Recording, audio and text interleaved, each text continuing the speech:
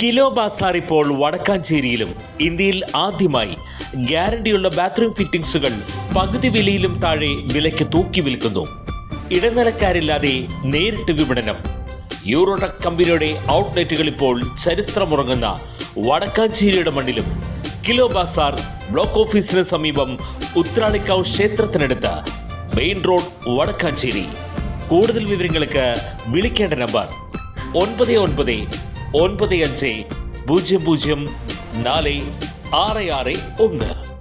Special ബ്രാഞ്ചിലെ ഒരു പോലീസുകാരൻ വിചാരിച്ചാൽ രാഹുൽ മാങ്കൂട്ടത്തിലിനെ അറസ്റ്റ് ചെയ്യാമായിരുന്നുവെന്നും, എന്നാൽ ശബരിമല സ്വർണ്ണക്കൊള്ള മറയ്ക്കാനുള്ള ശ്രമമാണ് സർക്കാർ നടത്തിയതെന്നും പ്രതിപക്ഷ നേതാവ് വി.ഡി. സതീശൻ. പെൺകുട്ടി പരാതി കൊടുക്കുമെന്ന് തലേദിവസം മുഖ്യമന്ത്രിക്ക് അറിയാമായിരുന്നല്ലോ. പരാതി കൊടുത്താലുള്ള നടപടിയെക്കുറിച്ചും അറിയാമായിരുന്നു. സ്പെഷ്യൽ ബ്രാഞ്ചിലെ ഒരു പോലീസുകാരൻ വിചാരിച്ചാൽ രാഹുൽ മാങ്കൂട്ടത്തിന്റെ അറസ്റ്റ് നടക്കുമായിരുന്നു. അറസ്റ്റ് ആയിരുന്നില്ല അവരുടെ ആഗ്രഹം.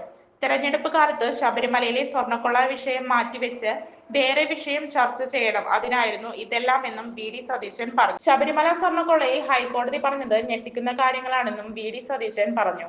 കേസിൽ അറസ്റ്റിലായവരെ കൂടാതെ ഒരുപാട് പ്രധാനപ്പെട്ട ആളുകളുണ്ട്. അവരെക്കുറിച്ചും അന്വേഷണം നടത്തേണ്ടതുണ്ട്. ഉണ്ണികൃഷ്ണൻ പോറ്റിയുടെ പിന്നിൽ വൻ തോക്കുകളുണ്ടെന്നും സതീശൻ പറഞ്ഞു. മുൻ ദേവസ്വം മന്ത്രി, ഇപ്പോഴത്തെ ദേവസ്വം മന്ത്രി, ദൈവതുല്യനായ ആളെന്ന് പത്മകുമാർ വിശേഷിച്ചവരുൾപ്പെടെ എല്ലാം വൻ തോക്കുകളും ഇതിനകത്തുണ്ട്.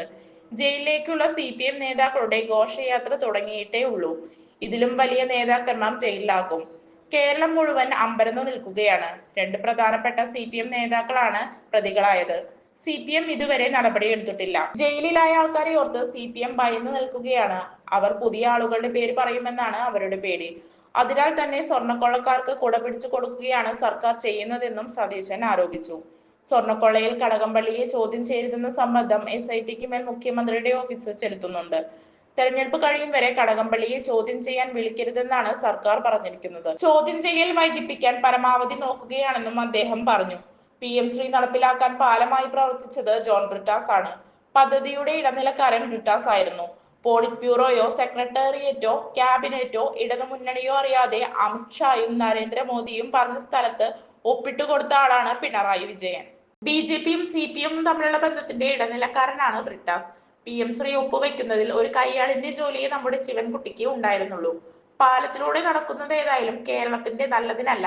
BJPയും CPMും തമ്മിൽ അവിഹിത ബന്ധമാണെന്നും സതീശൻ പറഞ്ഞു. മുകേഷ് CPM മെമ്പർ അല്ലെന്ന MP ഗോവിന്ദന്റെ പരാമർശത്തിൽ സതീശൻ രൂക്ഷ വിമർശനം ഉന്നയിച്ചു.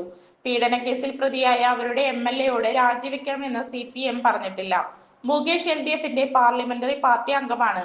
അതിൽ നിന്നും മുകേഷിനെ പുറത്താക്കിയിട്ടില്ല. ജനങ്ങളെ കബളിപ്പിക്കുകയാണ് സർക്കാർ ചെയ്തത്.